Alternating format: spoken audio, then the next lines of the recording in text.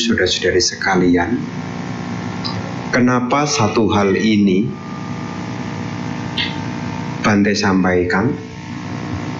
Karena kita itu hidup sebagai makhluk sosial. Kita seperti apa tidak lepas di mana kita berada, dan tidak lepas dengan siapa kita bergaul. Karena terus terang, kita ini makhluk sosial, tidak bisa hidup sendirian. Kita butuh orang lain. Dan di dalam kita bergaul tentu tidak hanya sekedar interaksi. Tidak ada sekedar interaksi semata, tidak hanya komunikasi semata, tetapi dari pergaulan itu ada yakni persuasi. Persuasi itu adalah daya pengaruh. Kita ini bisa terpengaruhi.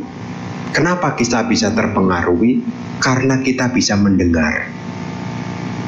Jadi ibu bapak bisa dipengaruhi selama ibu bapak bisa mendengar. Siapa yang orang yang tidak bisa dipengaruhi? Orang yang tidak bisa mendengar. Makanya kalau Anda mempengaruhi orang sedang tidur, tidak bisa. Diajak berbuat baik kalau orang sedang tidur, tidak bisa. Dikasih ceramah juga tidak paham. Kenapa? Karena dia tidak bisa mendengar. Nah, dalam interaksi sosial, dalam komunikasi sosial, selain Anda menjadi komunikator, orang yang berbicara, Anda juga menjadi audien, orang yang mendengar. Apa yang Anda dengar sedikit banyak akan mempengaruhi pikiran Anda. Betul tidak? Orang ngomong apa, awalnya Anda tidak percaya. Karena itu diulang-ulang, Anda jadi kepikiran loh. Oh, Anda tidak beruntung karena Anda taruh sandal Anda di depan rumah Anda. Satu momen, mosok iya sih? Terus mertuanya datang, tuh makanya jangan taruh tuh sandal tuh di depan rumah tuh. Mosok iya sih? Tetangga sebelah juga bilang, kamu kalau taruh sandal jangan di tengah, taruh di samping. Oh bener ya. Dari apa yang kita dengar, ini akan punya daya pengaruh. Siapa yang mempengaruhi kita adalah orang di sekeliling kita. Makanya penting bagi kita untuk memiliki sahabat yang baik. Karena sahabat di sekitar kita ini banyak macam, dan suara yang masuk ke telinga kita juga banyak macam. Makanya di dalam Manggala Sutta, dari syair tentang keberkahan, itu diingatkan kepada kita semua. Manggala Sutta itu ibu bapak adalah khotbah yang diberikan oleh Sang Buddha atas pertanyaan dari sesosok dewa. Dewa bertanya tentang apa yang mendatangkan keberkahan. Kenapa dewa itu bertanya? Karena ada berbagai macam perihal-perihal yang dulu dikatakan itu adalah sumber keberkahan. Manusia banyak berkomentar tentang ini loh yang mendatangkan berkah, ini loh yang mendatangkan berkah. Suara dari manusia itu terdengar sampai alam dewa. Alam dewa juga kebingungan juga. Dan dewa itu kemudian bertanya, kepada siapa yang bisa menjelaskan tentang keberkahan ini? Maka itu yang menjadi asal muasal dari Manggala Sutta. Jadi kalau ibu bapak ingin mengharapkan keberkahan, maka kita bisa merujuk salah satu sutta, yakni Manggala Sutta. Jadi kalau kita ingin hidupnya penuh berkah, baik sekarang maupun yang akan datang, salah satu sutta yang menjadi rujukan dan sutta itu adalah populer di umat Buddha, yakni Manggala Sutta. Dalam Manggala Sutta, Ibu Bapak, di situ disebutkan asewana cabalana, tak bergaul dengan orang-orang dungu. Kenapa Bante kok kita tidak boleh bergaul dengan orang-orang yang dungu? Ada yang protes kapan hari, Bante jangan ngomong dungu itu kasar. Terus pakai apa? Ngomong Bante tak bergaul dengan orang-orang yang tidak bijaksana. Saya bilang sama dia, bahasa Palinya itu asewana cabalana. Asewana cabalana itu kata di situ bala. Bala itu artinya bodoh. Jadi kalaupun saya menggunakan bahasa terjemahan bodoh, ya tidak salah, karena memang bahasa Palinya artinya bala. Bijaksana itu apa Bante? Pandita. Jadi nanti kalau saya mengatakan tak bergaul dengan orang-orang dungu, tak bergaul dengan orang-orang bodoh, jangan tersinggung. Karena memang dalam bahasa Pali itu adalah sewana cak bala. Ya, jadi kata bala itu artinya bodoh, dungu. Ya, orang yang tidak punya pandangan benar. Kalau kita bergaul dengan orang-orang dungu, apa yang terjadi? Nular. Nular. Makanya ibu bapak jangan terlalu pede. Bante saya sudah sering ikut puja bakti di Wihara Dhammasuka. Bergaul dengan siapapun ya bagus toh Bante. Saya udah mengerti Dhamma kok. Nular. Anda sudah cuci tangan, ya sudah bersih tangannya, dicuci. Kemudian sepulang dari sini, mungkin Anda ketemu kantong kresek, yang mana kantong kresek itu bekas pembungkus ikan.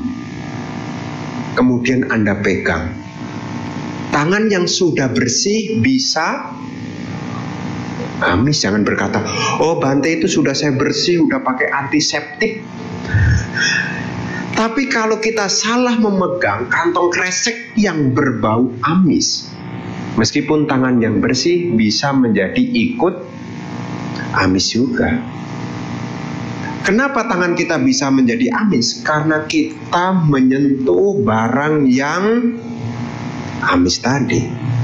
Anda jadi orang baik, sekarang baik, mengerti Dhamma, ya. Tapi kalau sudah mulai salah pergaulan, bisa nular.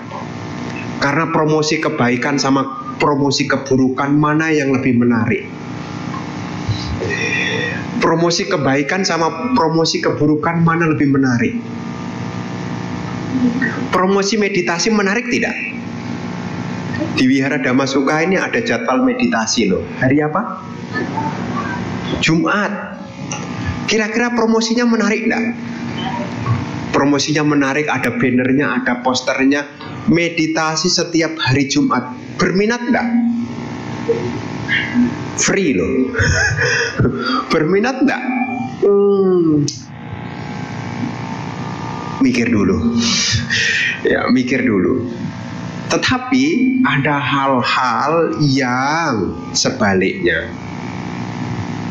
Berbicara pengendalian diri ini tidak menarik. Ya, tidak menarik. Meskipun membawa manfaat, tapi tidak menarik. Makanya ibu bapak, bergaul dengan orang-orang yang dungu, orang-orang yang bodoh. Kalau kita tidak hati-hati, kita bisa terbawa. Makanya Manggala Sutta itu mengingatkan kepada kita, jangan sampai kita salah bergaul. Kalaupun kita bergaul karena mungkin keadaan, karena situasi dan kondisi, sebisa mungkin untuk tidak terpengaruh. Contohnya apa? Salah satu ciri dari orang-orang yang bodoh, orang-orang yang dungu, tidak punya keyakinan kepada hukum karma. Makanya kadang-kadang Anda juga kena promosi. Promosinya apa? Berbuat jahat sedikit tidak apa-apa. Anda diajak gosip sama orang, jangan gosip, jangan gosip. Anda bisa membenarkan, teman Anda itu bisa membenarkan, tidak apa-apa gosip, orangnya tidak ada di sini. Pernah punya teman begitu?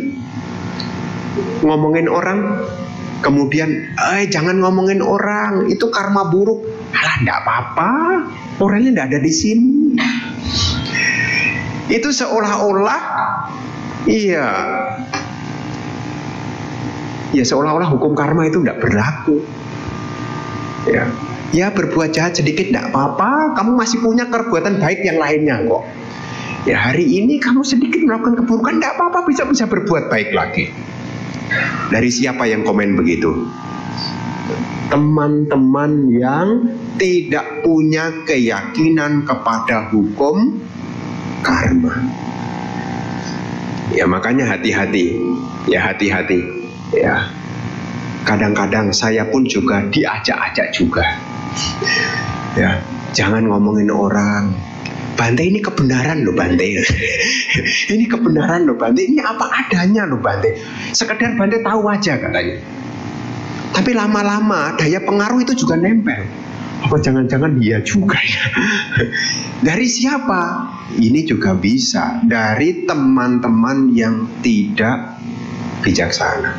Jadi ciri dari orang yang tidak bijaksana itu adalah tidak punya sadar, tidak punya keyakinan kepada hukum karma. Berbuat jahat tidak apa-apa, akibatnya masih nanti kok. Berbuat buruk juga tidak apa-apa, tidak ada yang lihat juga. Tapi ingat loh ya, hukum karma itu ada yang melihat, tidak ada yang melihat. Hukum karma itu tetap ada keberadaannya. Apa yang ditanam itulah yang akan dipetik. Makanya kalau kita punya teman-teman yang keliru, ya kita diajak keburukan, seolah-olah hukum karma itu tidak kelihatan. Bahkan teman yang tidak bijak itu tadi, teman yang bodoh itu bisa ngomong, tuh kamu tuh sudah sering berbuat baik, karma baikmu aja belum berbuah. Masa kamu masih percaya dengan hukum karma? Hati-hati dengan pengaruh seperti itu. Ya, hati-hati dengan pengaruh seperti itu. Dari mana? Ya dari teman-teman yang bodoh. Jadi ciri dari teman yang harus kita jaga jarak, yang pertama tidak punya keyakinan. Dia tidak punya keyakinan kepada hukum karma. Bahaya sekali. Bahaya sekali. Yang kedua, teman-teman yang tidak punya kebijaksanaan, dia itu punya kecenderungan mengajak untuk melanggar sila. Melanggar sila. Jadi teman-teman yang kategorinya yakni teman-teman yang bala, ya, suka ngajak-ngajak untuk melanggar sila. Ya, Pancasila Buddhis kan ingat nih, umat Buddha nih. Ya. Jadi kalau sudah mengajak kepada pelanggaran sila, sila yang pertama, ya, membunuh makhluk hidup, mengajak mencuri, mengajak asusila, mengajak berbohong, mengajak minum-minuman keras. Nah, ini sebetulnya adalah yang patut untuk jaga jarak. Dan nanti saya hidup dengan siapa, Bante? Kalau semua jaga jarak, ya Anda bisa berasosiasi dengan bijak. Karena kalau kita tidak punya kewaspadaan, dari pergaulan itu kita punya kecenderungan untuk diajak melanggar sila. Jadi ibu bapak saudara-saudari sekalian, yang kedua menjadi ciri dari teman yang bodoh, teman yang dungu itu, selain tidak punya keyakinan kepada hukum karma, cirinya adalah suka mengajak melanggar sila. Ya, melanggar sila. Ya, melanggar sila. Ya. Pancasila Buddhis. Apakah sila pertama, apakah sila kedua, apakah sila ketiga, apakah sila keempat, apakah sila kelima. Nah, terkhusus Anda di kota besar begini, Anda harus hati-hati. Ya, apalagi sila yang kelima. Tahu kan pelanggaran sila kelima? Oh, lampunya itu menarik sekali. Kita lewat aja menarik sekali. Oh, lampunya menarik sekali. Sampai saya bertanya, itu tempat apa? Bante, dia ngomong di mobil, Bante, itu dunia malam. Jualan apa? Itu aneka ragam. Apa saja? Ada es teh, ada Bante, ada. Tapi yang lain dari es teh juga ada Bante. Es apa Bante? Es teler. Kalau diminum bisa bikin teler. Oh, dia pakai bahasa halus, tidak menyebut merek. Ya. Oh, pernah diajak ke situ? Oh, enggak Bante. Enggak tahu, apakah enggak salah lagi juga enggak tahu ya. Enggak Bante. Oh, karena dia bisa menceritakan isinya. Ya, bisa menceritakan isinya. Ya, saya sih kura-kura dalam perahu. Ya, pura-pura tidak tahu. Ya, supaya di mobil itu tidak hening. Ya, kalau hening dia tertidur, masalah buat saya. Ya, supaya tahu. Oh. Nah, jadi ciri dari teman yang tidak bijak, teman yang dungu itu ciri yang kedua. Ya, suka mengajak. Ya, punya kecenderungan untuk mengajak melanggar sila. Kemudian yang ketiga, teman yang tidak bijak itu kikir. Kikir itu pelit. Ya, jadi kalau Anda punya teman diajak berbuat baik dan ngajak-ngajak pelit, hati-hati. Kamu tiap hari rajin amat berdana, kayak kamu sudah kaya aja. Hati-hati, jangan terprovokasi. Ya, ini ada di sekitar kita juga. Kamu rajin amat berdana, ada kegiatan sosial kamu ikut. Apa kamu tidak mikir kalau kamu ini susah? Hati-hati, jangan terprovokasi. Kemudian Anda terpikir, iya ya, saya sudah susah, kenapa saya harus berbuat baik ya? Nanti kalau ibu bapak terkena provokasi, sekarang menderita, kehidupan yang akan datang menderita. Jadi ciri teman yang dungu itu yang ketiga adalah sukar untuk melakukan praktek kemurahan hati. Kikir. Kalau bisa mendapat sebanyak-banyaknya. Dan kalau bisa jangan memberi sekalipun. Nah, ini teman kikir. Ya, hati-hati. Karena ini akan mempengaruhi. Ya, kalau Anda bertemu dengan teman-teman kikir, Anda bisa tertular juga. Oh, dia pelit, pantesan dia kaya. Oh, kalau gitu saya ikut pelit juga. Ya, hati-hati juga. Ya. Karena ini ciri yang ketiga. Selain dia tidak punya keyakinan, dia tidak punya sila, teman-teman yang bodoh. Yang ketiga, tidak punya kemurahan hati. Dan yang keempat, tidak punya kebijaksanaan. Tidak mengerti kehidupan ini tidak kekal, tidak mengerti. Sehingga apa? Rasa kepemilikan itu sangat kuat sekali.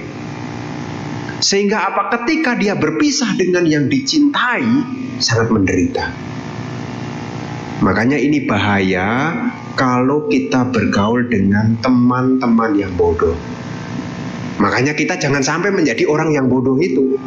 Ya. Kapan hari ada umat yang bertanya, Bante, cari teman yang baik itu kan susah Bante.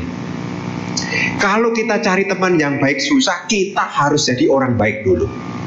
Kalaupun kita tidak punya teman yang baik, minimal kita sudah jadi orang baik. Anda pilih teman yang baik atau jadi orang baik. Soalnya kalau Anda cari belum tentu ketemu. Karena teman yang baik yang punya 4 kualitas ini sukar ditemukan loh. Orang yang punya keyakinan pada hukum karma yang kuat, ini juga sukar diketemukan. Orang yang suka mengajak kita menjalankan sila, ini juga sukar ditemukan. Orang yang punya praktek kemurahan hati juga sukar ditemukan. Orang yang punya kebijaksanaan juga sukar ditemukan. Mungkin ada 1-2 yang punya kriteria ini, tapi kalau cari yang 4-4-nya, oh susah. Sebelum kita mencari, kita harus membuat. Makanya Guru Agung Buddha menyampaikan kepada kita, jangan salah bergaul. Karena kalau kita salah bergaul, maka keburukan akan datang pada kita. Aksewana cak balana. Kalau kita tidak bergaul dengan orang-orang yang dungu terus, panditanan cak sewana. Bergaulah dengan orang yang bijak. Ciri orang yang bijak itu apa? Sebaliknya, punya keyakinan kepada hukum karma. Dia berhati-hati dalam berpikir, dia juga berhati-hati dalam berucap, dia juga berhati-hati dalam bertindak. Dia mampu berpikir panjang. Kenapa? Karena dia punya keyakinan kepada hukum karma. Jadi tidak hanya sat-set, ya, tapi mikir dulu. Karena kalau sat-set, nanti kalau remnya tidak set, bisa nabrak sana, nabrak sini. Makanya bahaya sekali kalau kita tidak bertemu dengan orang bijaksana. Ya, makanya ya setiap kali kita datang puja bakti, ya ini sebetulnya menyegarkan kembali. Supaya apa? Membentuk, kalaupun kita tidak ketemu dengan orang-orang yang baik, kalaupun kita belum ketemu dengan orang-orang bijaksana, kita sendiri yang akan menjadi orang bijaksananya. Makanya penekanan kepada hukum karma itu membuat kita menjadi hati-hati. Karena orang yang hati-hati itu tidak akan banyak masalah. Orang yang hati-hati itu tidak akan menimbulkan penyesalan. Orang yang hati-hati itu dia punya keyakinan pada hukum karma. Makanya di zaman sekarang kita harus ingat, ya, karena ini berbicara logia, dunia. Di dunia ini semua tidak lepas dari hukum karma. Apa yang kita terima, apa yang kita dapatkan, apa yang kita hadapi, ini tidak lepas dari hukum karma. Hanya saja kita menjadi ragu kepada hukum karma karena kita belum punya kemampuan batin untuk melihat secara langsung tentang sebab akibat dari karma. Kalau kita tahu bahaya dari perbuatan buruk, masih berani tidak berbuat buruk? Menyakiti makhluk aja mikir loh. Kenapa? Akibat dari menyakiti kita akan tersakiti. Mau sakit atau pengen sehat? Pengen sakit atau pengen sehat? Sehat. Kalau pesen ikan, pilih yang masih hidup atau yang mati? Bante ini kerapunya bagus loh Bante. Pilih yang sehat, yang masih hidup atau yang mati?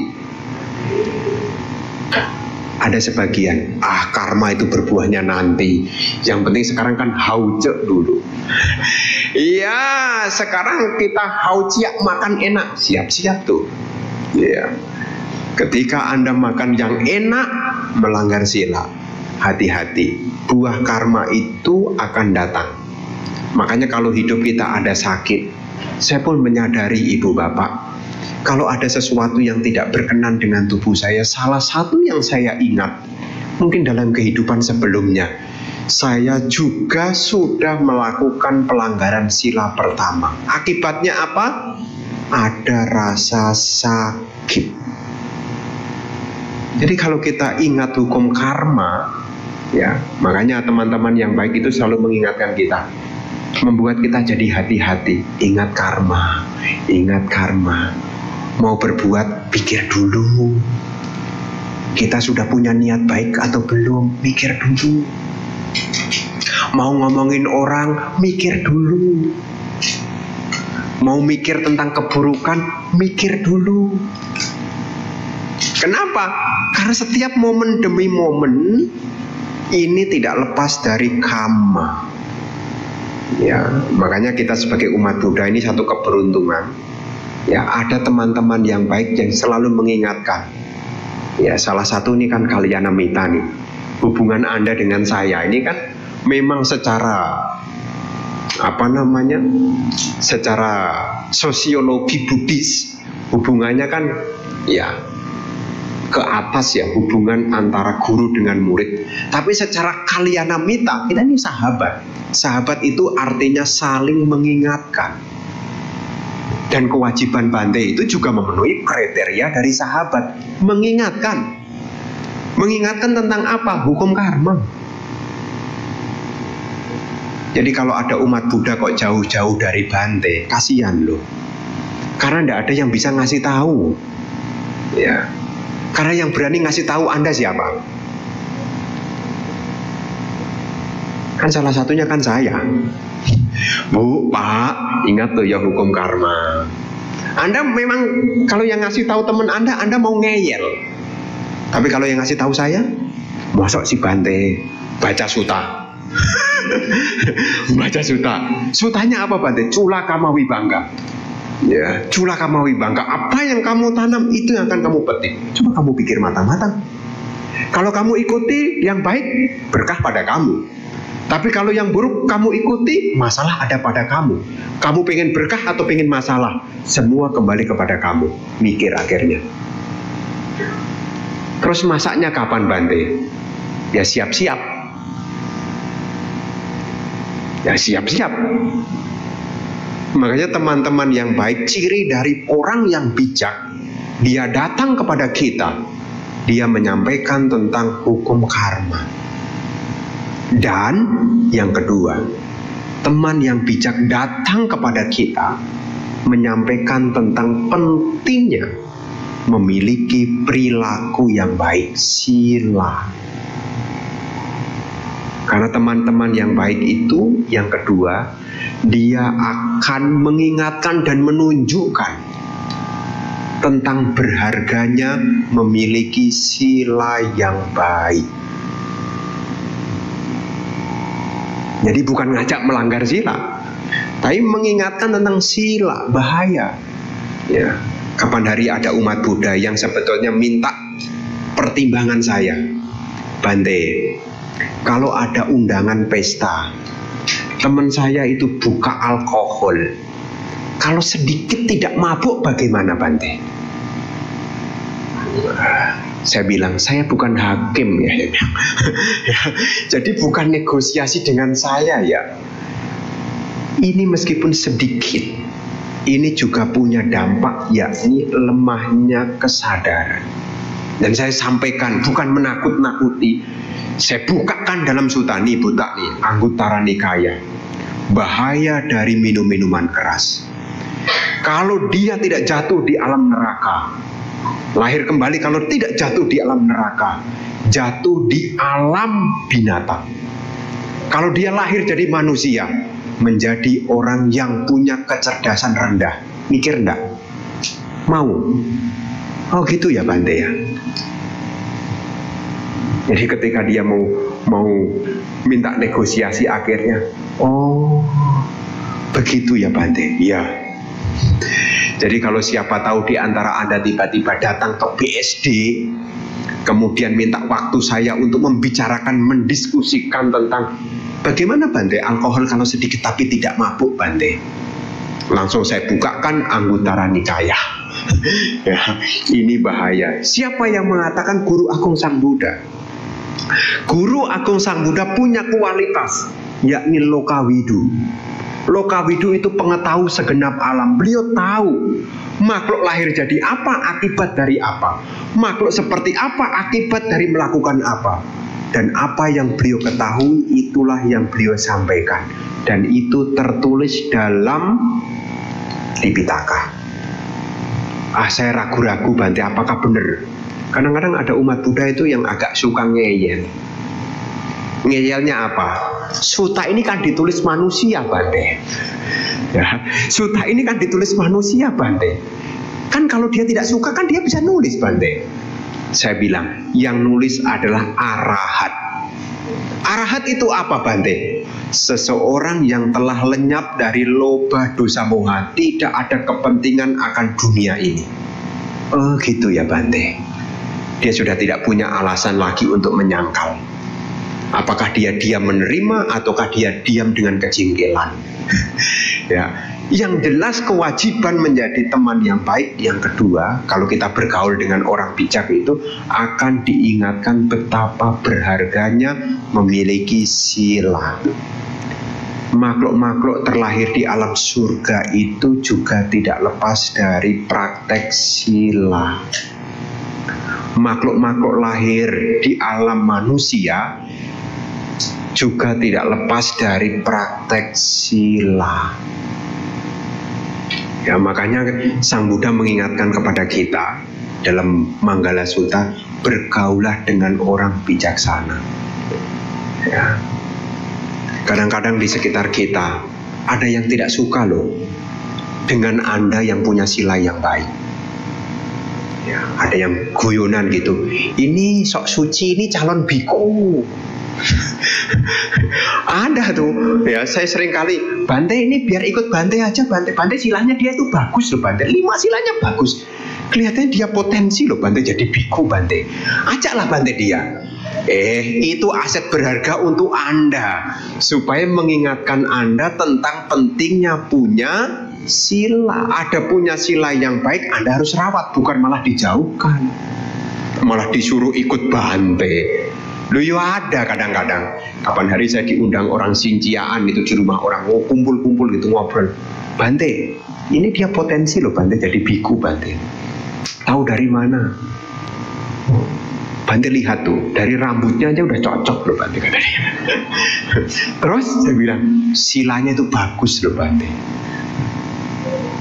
Kok bisa? Iya, soalnya dia suka mengingatkan kita untuk jaga sila, jaga sila. Saya bilang kepada dia, dia adalah teman yang baik. Teman yang baik itu bukan dipinggirkan, ya, tetapi harus dirawat. Ya, Anda senang nggak kalau punya teman yang baik? Kalau sampai Anda mengatakan, Bante, saya risih dengan teman yang baik, dalam tanda kutip Anda bukan orang baik. Ya, wah ini sok suci lah, sok apalah. Ya. Makanya teman yang baik itu yang kedua cirinya selalu mengingatkan kepada kita. Makanya bergaulah kepada orang-orang yang selalu mengingatkan kita, menginspirasi kita. Untuk apa? Praktek sila. Yang ketiga, ciri dari teman yang baik, yang patut kita jadikan sahabat, yang patut kita gauli, orang yang bijak. Yang ketiga, memotivasi kita, mendorong kita, menemani kita di dalam praktek kemurahan hati. Kenapa? Karena orang bijak itu tahu tentang akibat-akibat pahala-pahala dari praktek kemurahan hati. Sedikit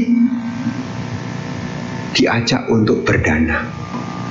Apakah itu 1000, apakah itu 2000, apakah itu lilin, apakah itu dupa, ya, apakah nasi 1 bungkus, apakah kerupuk 1 ikat. Dia selalu menginspirasi. Makanya kalau ada teman yang mengajak Anda untuk praktek berdana, itu Anda beruntung. Ya. Kenapa? Karena masalahnya kita ini lahir lagi.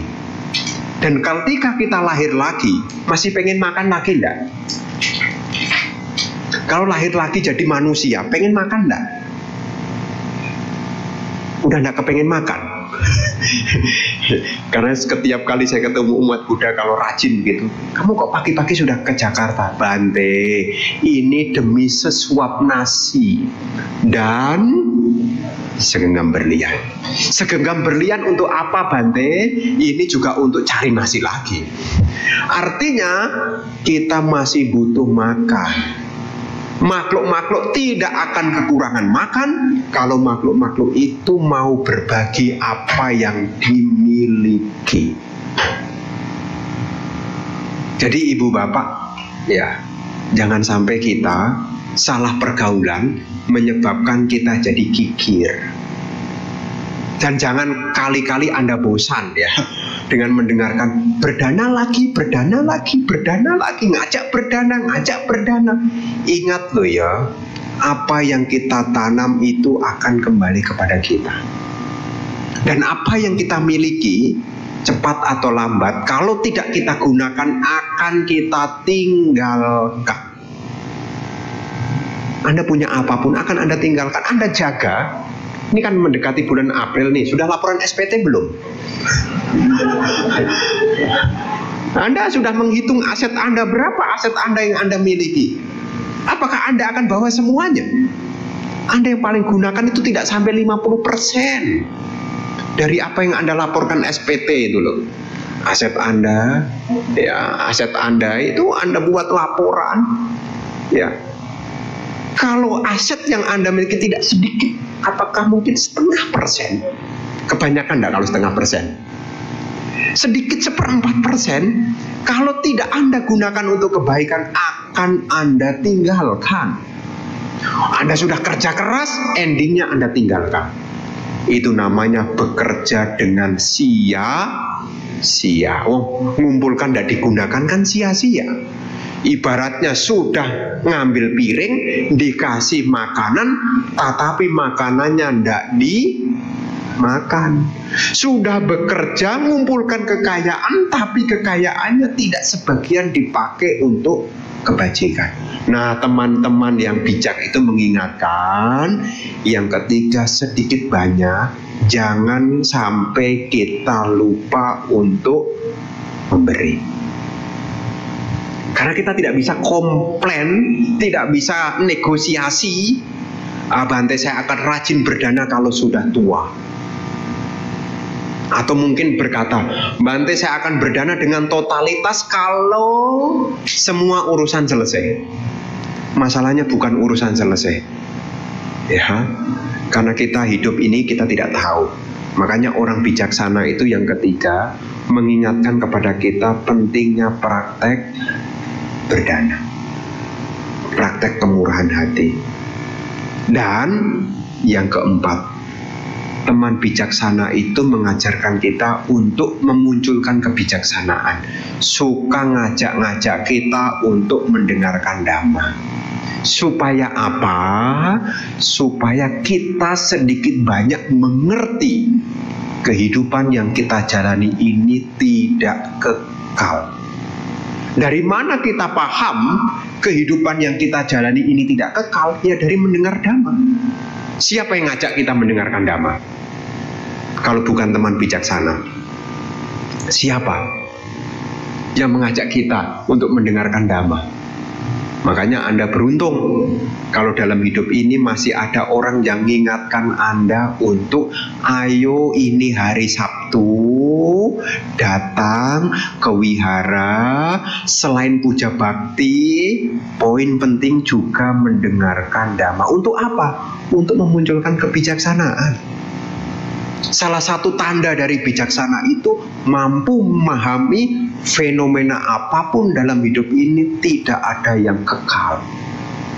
Orang bijaksana akan mengarahkan kepada kita. Kalaupun ada musibah, dia akan mengingatkan kepada kita. Sudahlah, latihan melepaskan. Kenapa semua tidak kekal? Kalau bukan kamunya yang pergi, apa yang kamu miliki yang akan pergi? Dia akan mengingatkan hakikat kehidupan. Supaya apa? Supaya kita menjadi orang yang bijaksana. Makanya di dalam Manggala Sutta itu keberkahan dimulai dari memiliki teman-teman yang baik, yang ditandai dengan tak bergaul dengan orang-orang yang dulu. Jadi kalau di sekeliling kita tidak menemukan orang yang punya 4 kualitas ini, minimal kita jadi yang dulu. Ya, ingat hukum karma, ingat pentingnya sila, Ya, ingat pentingnya kemurahan hati, ingat pentingnya kebijaksanaan. Dikatakan kalau seseorang punya 4 hal ini, di dunia ini dia bahagia, di dunia sana dia berbahagia. Dan pelan-pelan kalau 4 hal ini dimiliki, pelan-pelan laku hidupnya akan mengarah kepada nibbana. Tapi kalau 4 ini tidak ada, jangankan nibbana, kehidupan yang akan datang, alam bahagia aja tidak ada. Ya, makanya kita beruntung kalau dalam hidup ini kita menjadi orang-orang yang baik. Kalaupun kita tidak menemukan sahabat yang baik, di dalam suta telah ditunjukkan apa sih sahabat yang baik itu. Memiliki keyakinan, memiliki sila yang baik, memiliki kemurahan hati, dan memiliki kebijaksanaan. Makanya apapun yang kita hadapi, jangan sampai 4 hal ini terlewatkan. Mungkin ada sesuatu yang kurang berkenan dalam hidup kita, ada sesuatu yang mungkin kurang berkenan, tapi jangan sampai kehilangan 4 hal ini. Mungkin kita menghadapi masalah, mungkin kita menghadapi musibah, mungkin situasi kita tidak menguntungkan sekalipun. Jangan sampai 4 hal ini tidak dimiliki. Karena 4 hal ini sangat bermanfaat. Cara untuk memunculkan ini, kita harus berasosiasi, harus sering-sering bertemu, ya. Karena dari pertemuan itu akan terjalin komunikasi.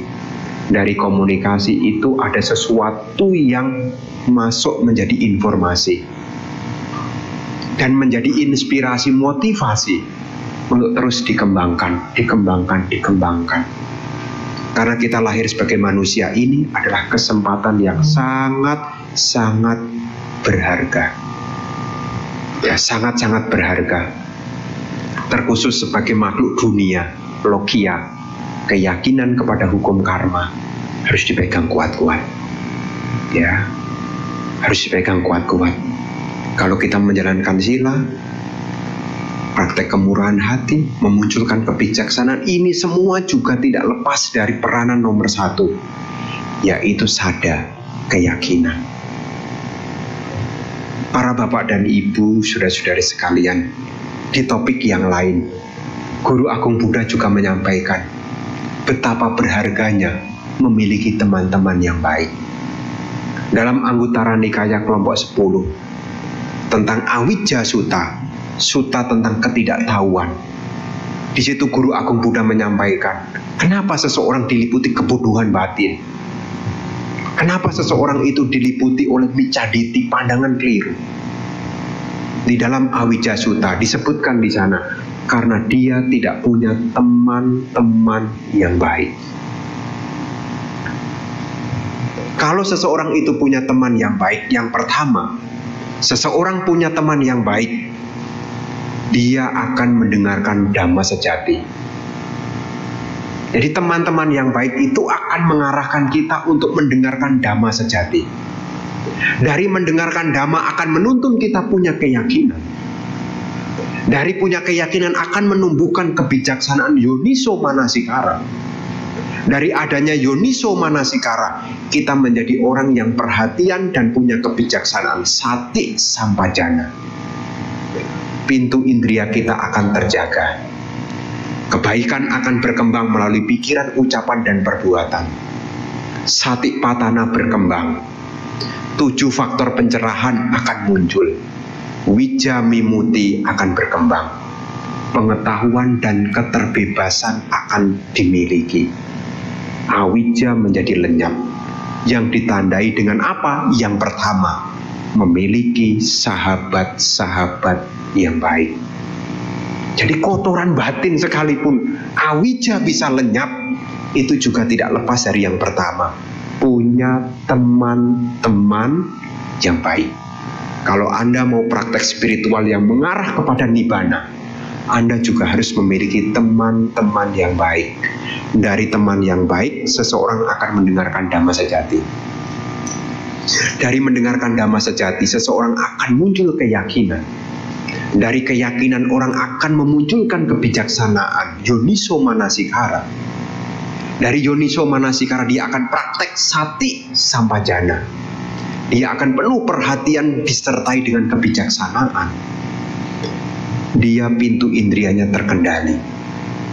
Berkembang kebajikan melalui pikiran, ucapan, dan perbuatan. Ketika praktek sati padhana, vipassana menjadi berkembang. 7 faktor pencerahan dimiliki. Pengetahuan dan keterbebasan bisa diraih. Itu tidak lepas dari yang pertama, punya teman-teman yang baik. Lahir di alam bahagia, menjadi orang bijaksana harus punya teman yang baik. Untuk mencapai nibbana harus punya teman-teman yang baik. Bahkan dalam Anguttara Nikaya kelompok 4 tentang pemasuk arus, untuk menjadi seorang Sotapanna juga harus punya Sapurisa Sangsewa.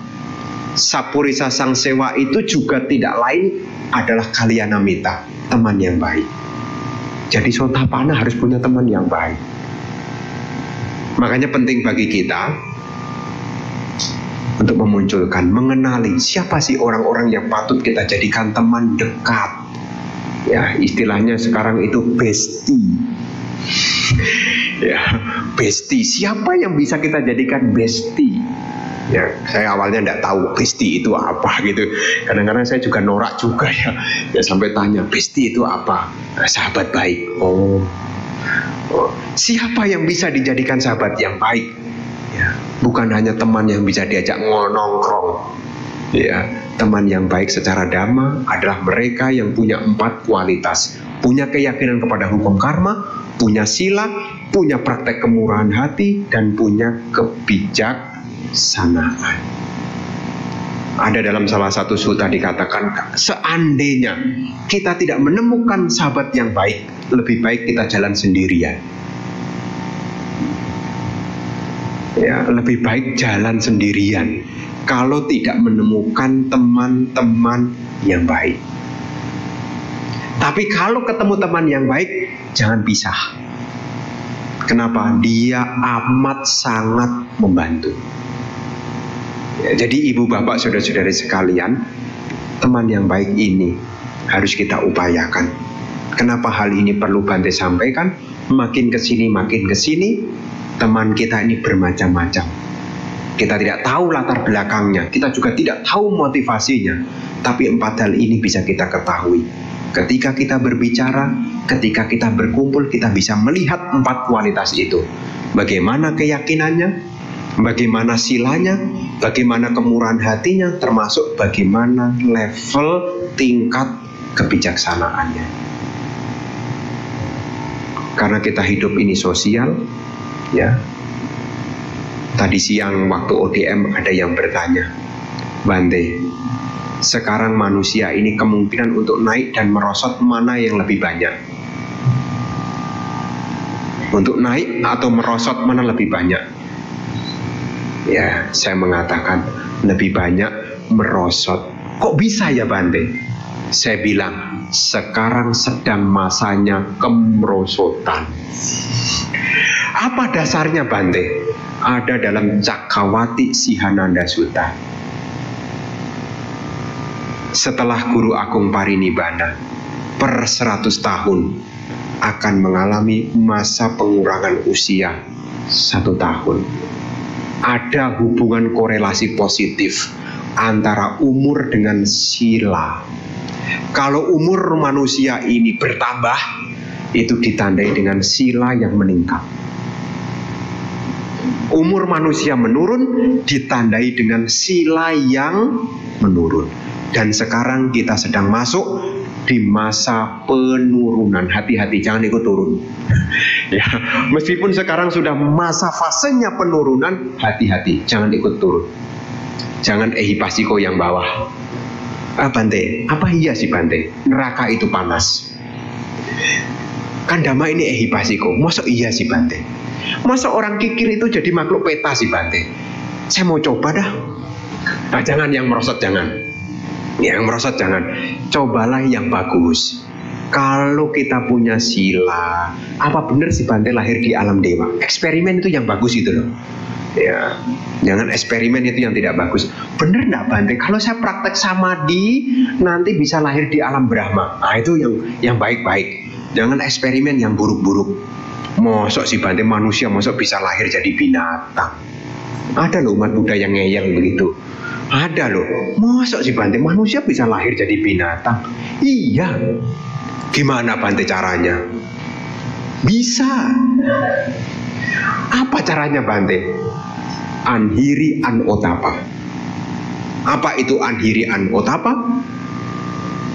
Tidak punya rasa malu untuk berbuat jahat dan tidak takut untuk berbuat jahat. Tidak takut akibat dari perbuatan jahat. Anhiri anotapa. Makanya binatang itu tidak punya baju. Ya, pergi-pergi tidak usah pakai baju. Anda di rumah punya dogi, punya anjing, punya kucing. Kalau diajak-ajak keluar, dia pernah tidak protes? Saya tidak mau keluar, belum dikasih baju. Ya, kenapa dia keluar tanpa baju? Karena dia juga tidak punya malu. Kenapa makhluk-makhluk bisa lahir di alam binatang? Karena sewaktu dia jadi manusia, dia tidak punya anhiri anotapa. Tidak punya hiri otapa. Adanya apa? Anhiri anotapa. Jadi ibu bapak, sekarang kita punya kesempatan yang baik, ya. Kita masuk di dalam masa penurunan umur yang ditandai dengan penurunan moral, ya. Jangan sampai kita juga ditambahi dengan teman-teman yang buruk, makin lengkaplah untuk turun. Nah, jangan sampai. Ya, Dhamma ini untuk membantu kita. Ya, Dhamma yang Sang Buddha ajarkan ini membantu kita supaya apa? Kita bisa terbebas dari penderitaan. Sang Buddha mengajarkan Dhamma itu punya tujuan agar kita bisa terbebas dari penderitaan. Ini tujuan kita belajar Dhamma. Ya, makanya saya sering sekali berbicara, Dhamma itu bukan untuk diperdebatkan. Dhamma itu bukan untuk dibanding-bandingkan. Ya, Dhamma itu adalah solusi untuk membawa kita menuju akhir penderitaan. Kalaupun penderitaan itu belum lenyap secara total, perlahan-lahan kita memiliki pandangan benar, sehingga pelan-pelan kita juga membebaskan diri kita dari penderitaan. Dan itu semua juga tidak lepas dari punya teman-teman yang baik. Ingat, hari Jumat ada meditasi. Ingat loh ya, hari Jumat ada meditasi. Hari apa? Jumat. Ada apa? Meditasi.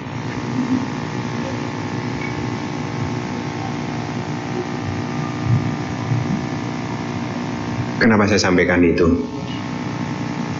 Karena kalau Anda tidak latihan, kehidupan yang akan datang tidak punya bibitnya. Ya. Kalau sekarang tidak pernah latihan, bagaimana punya skillnya? Makanya yang dekat, yang bisa, hari Jumat, ya asosiasi dulu lah. Meskipun kakinya kesemutan, meskipun belum paham, minimal Anda hadir aja. Kasihan, Bantenya sendirian. Bantenya sudah jauh-jauh, yang datang cuma berberapa? Berlima, berdelapan, ya, bersebelas, kayak tim sepak bola, bersebelas, kadang-kadang bersatu. Hujan turun, tidak ada yang datang sendirian. Tapi tidak mungkin lah ya, tidak mungkin. Tapi yang jelas berlatihlah. Untuk apa? Bibit minimal ada bibitnya. Kalau sekarang tidak ada dibibitkan, bagaimana ada tunasnya? Bagaimana ada pencerahan kalau sekarang tidak ada bibitnya? Minimal asosiasi dulu. Ya, duduk sebentar. Berapa lama sih kalau meditasi di sini?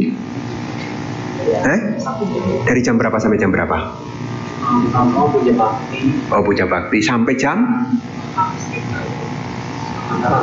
Ya.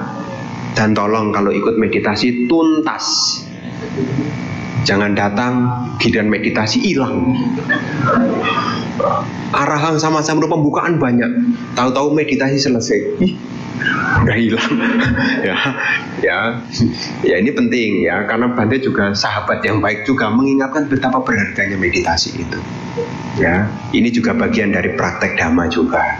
Ya, Anda latihanlah yang deket-deket lah. Ya, jadi tidak ada alasan, oh Bante tidak ada tempat untuk meditasi. Ada Wihara Dhamma Sukapluit. Bante kemalaman, kalau siang-siang Anda tidak datang. Ya, makanya meskipun malam yang dekat ya disisihkanlah, minimal asosiasi dulu.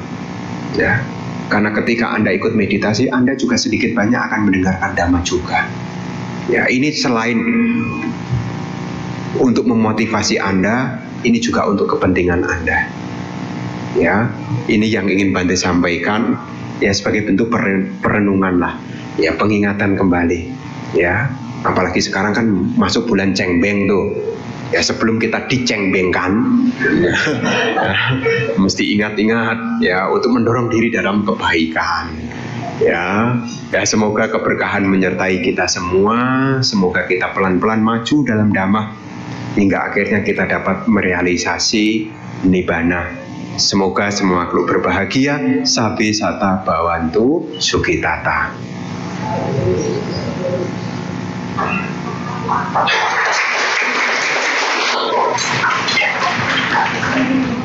Ya.